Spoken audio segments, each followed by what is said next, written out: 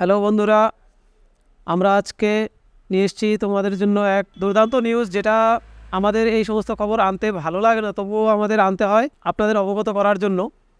সেক্ষেত্রে প্রাইমারি টেটের যেই ব্যাপারটা এখন চলছে, গতকালকে যেই রায়টা দিয়েছে, সেই রায়ের পরিপ্রেক্ষিতে আজকে দুটো নিউজ পেপারে নিউজ পাবলিশ হয়েছে।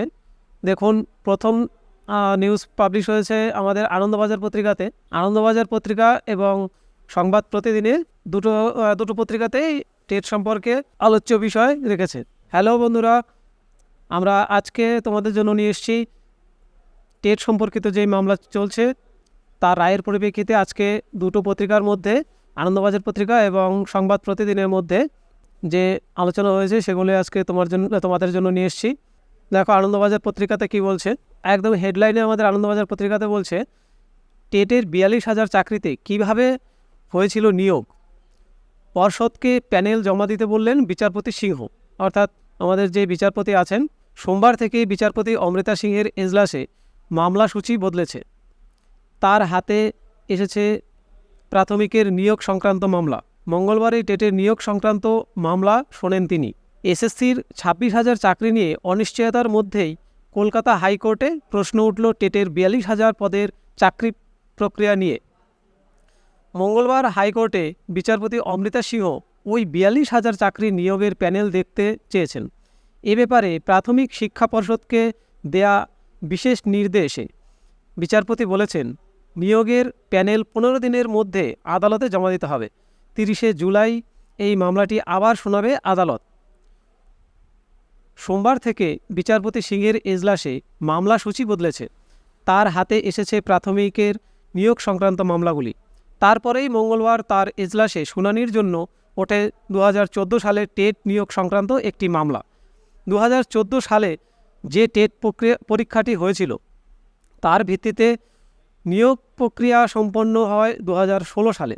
রাজ্যের প্রাথমিক স্কুলগুলিতে 42,000 শূন্যপদে নিয়োগ করা হয়েছিল ওই নিয়োগ প্রক্রিয়ায়। কিন্তু 2016 সালে এই নিয়োগ প্রক্রিয়ার বিরুদ্ধে অনিয়মের অভিযোগ আনেন চাকরি প্রার্থীর একাংশ।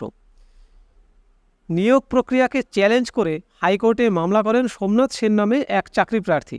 মঙ্গলবার সেই মামলার শুনানি হয় বিচারপতি সিংহের এজলাসে।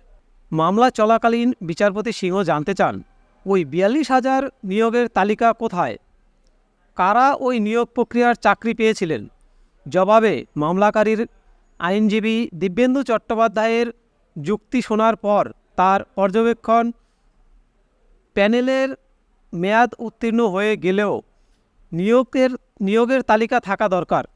কারা যোগ্য এবং কারা চাকরি পেতেন তা প্যানেল থেকেই জানা সম্ভব।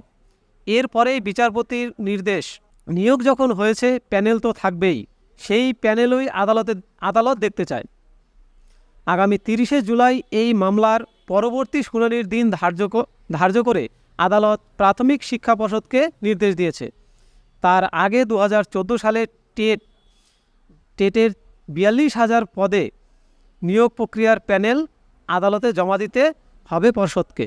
এবার দেখুন বন্ধুরা, সংবাদ প্রতিদিনে ফার্স্ট পেজে আজকে যেই নিউজটা বেরিয়েছে সেই একই সম্পর্কে, প্রাইমারি টেট সম্পর্কেই, সেটা দেখুন কি বলছে। প্রাথমিকে 42,000 নিয়োগ কিভাবে, মেয়াদ উত্তীর্ণ প্যানেল প্রকাশের নির্দেশ হাইকোর্টের। প্রাথমিক শিক্ষক নিয়োগের জন্য 2014 সালে টেট হয়। 2016 সালে সেই প্যানেল ধরে 42,000 নিয়োগ হয়। সেই নিয়োগকে চ্যালেঞ্জ করে কলকাতা হাইকোর্টে মামলা দায়ের করে এক চাকরি প্রার্থী। বাতিলের খাঁড়া ঝুলছে এসএসসির 26,000 চাকরির উপর। এর মধ্যেই কলকাতা হাইকোর্টের প্রশ্নের মুখে প্রাথমিকের 42,000 চাকরির নিয়োগ প্রক্রিয়া। আগামী 15 দিনের মধ্যে 2016 সালের প্রাথমিক টেটের মেয়াদ উত্তীর্ণ পুরো প্যানেল প্রকাশের নির্দেশ দিলেন বিচারপতি অমৃতা সিনহা। মামলার পরবর্তী শুনানি 30শে জুলাই। প্রাথমিক শিক্ষক নিয়োগের জন্য 2014 সালে টেট হয়। 2016 সালে সেই প্যানেল ধরে 42,000 নিয়োগ হয়। সেই নিয়োগকে চ্যালেঞ্জ করে কলকাতা হাইকোর্টে মামলা দায়ের করেন এক চাকরি প্রার্থী। মামলাকারী 2016 সালে পরীক্ষা দিয়েছিলেন, তারা প্যানেলে অন্তর্ভুক্ত হয়নি। তাই 5% অতিরিক্ত প্যানেল প্রকাশের আবেদন জানান। যদিও সেই প্যানেল প্রকাশ করেনি বোর্ড। মঙ্গলবার সেই মামলা ওঠে বিচারপতি অমৃতা সিনহার এজলাসে। সেখানেই প্রাথমিক পর্ষদকে বিচারপতি সিনহা নির্দেশ, আপনারা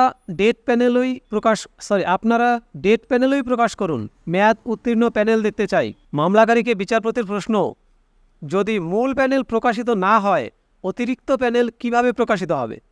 মামলাকারীর আইনজীবী দিব্যেন্দু ভট্টাচার্যের বক্তব্য, বোর্ড মেরিট লিস্ট করেনি, অতিরিক্ত 5% তালিকা প্রস্তুত করেনি। বোর্ড বারবার বলছে প্যানেলের মেয়াদ উত্তীর্ণ প্যানেল প্রকাশিত করা সম্ভব নয়। দুপক্ষের বাতানুবাদ শোনার পর বিচারপতি সিনহার স্পষ্ট নির্দেশ, আগামী 15 দিনের মধ্যে প্যানেল প্রকাশ করতে হবে। বন্ধুরা, এই ছিল দুটো সংবাদপত্রিকার মধ্যে